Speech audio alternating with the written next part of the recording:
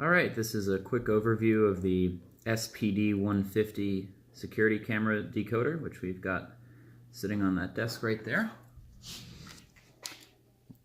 So this is what the normal viewing screen looks like.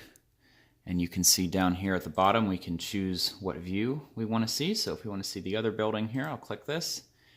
And you'll see after a second or so here, it loads all the cameras in that building. If I want to view any individual camera, I can double click and it'll view it full screen like that. You can double click again to go back and it'll load everything right back up again after just a second.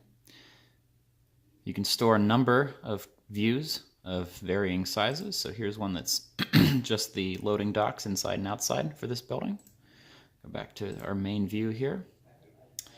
Then we can go in here and customize the view. We can reorder the cameras any order we want.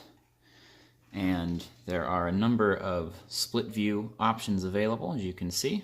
A lot of options to choose from, varying number of cameras from 1 all the way up to, how many is this? 32. So we're using the 25 here.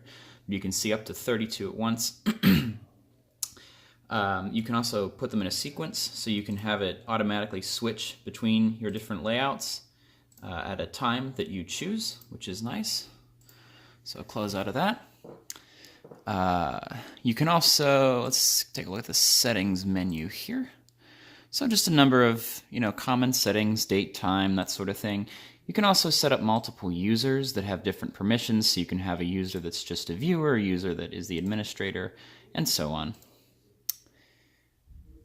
Finally, you can do things like export the settings. So in this particular building, we just had to set this configuration up once, and then we were able to copy it over to different devices, which was nice. And it can also firmware update here as well. To add cameras, you do that in here.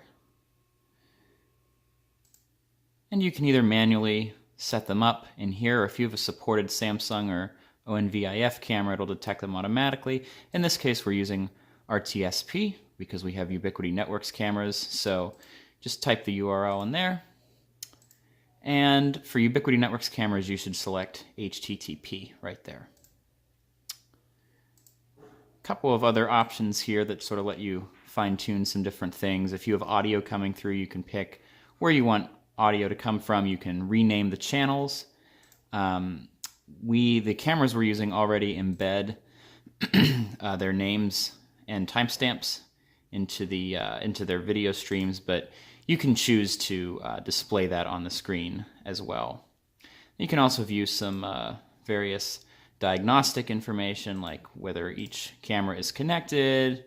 You can view information about the channels. So this is showing the frame rate of each camera, along with their codec and resolution, and so on and so forth. So that is an overview of the SPD-150 security camera decoder.